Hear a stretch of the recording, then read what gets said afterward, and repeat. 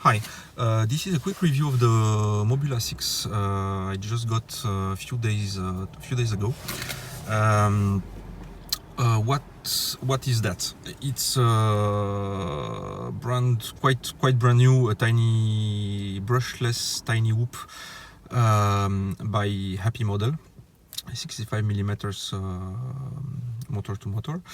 And it's quite interesting to me for 2 or 3 reasons that I'm going to explain. I paid for this product, so don't expect any bias on what I'm going to say. About it. First feelings. It's quite nice. Quite nice and classic tiny hoop style. The most interesting things to me, the ones that make me buy it in fact, are the flight controller board, which is a crazy bee, but have built-in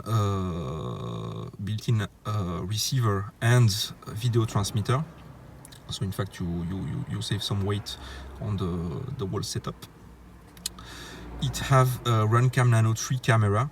I think it was the first product to use it.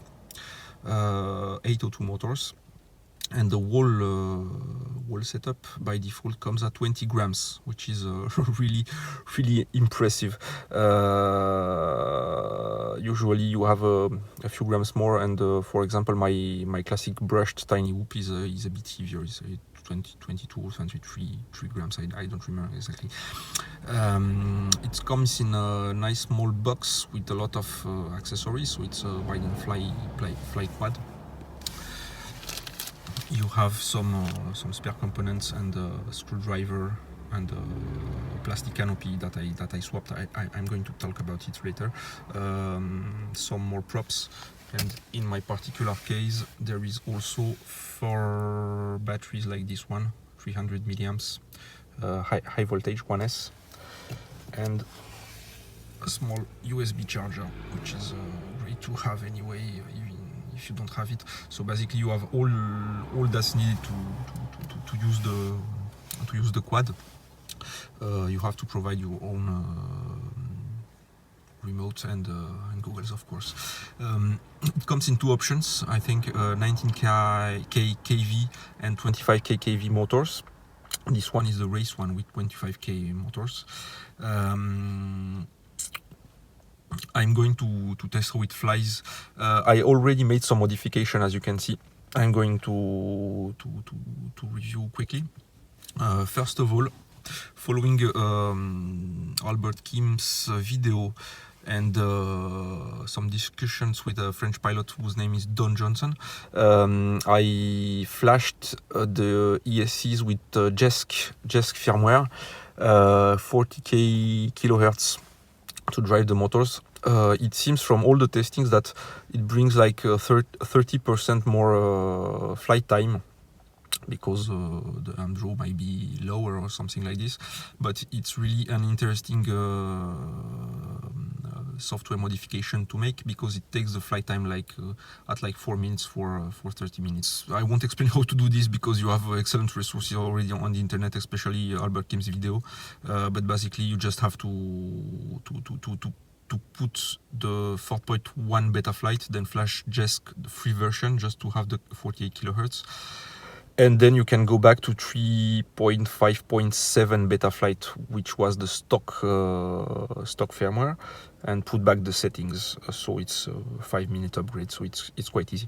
The other thing I modified is that I designed a custom pod for the camera that I published on Thingiverse, so you can use it. It's it's about the same weight as the stock plastic camera, but the stock mount is will probably break quite easily, and apparently is quite jello prone, so maybe with this solution it will be better. This particular version of the pod brings in 0.1 gram more, so instead of 20 grams it's like 2012, I think. So it's not a big deal, and I'm going to modify it a bit to simplify some of the parts to get even lighter and be in the same weight as the stock canopy. So HappyModel doesn't have a great reputation for reliability, but as this whoop with the components put on it is very interesting, why not give it a try and see how it holds on, or how it flies, because apparently it's a nice product, so you have to give it a chance if you are interested in such setup. So I think I talked too much already, so let's test and see how it flies. I have 4 batteries, quite nice weather, so it should be pretty fun. See you later.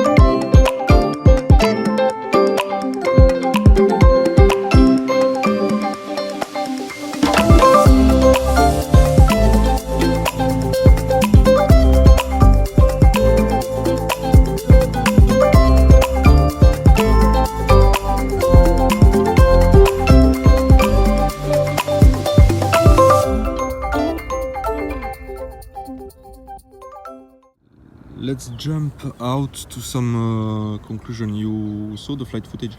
It was a bit complicated, in fact.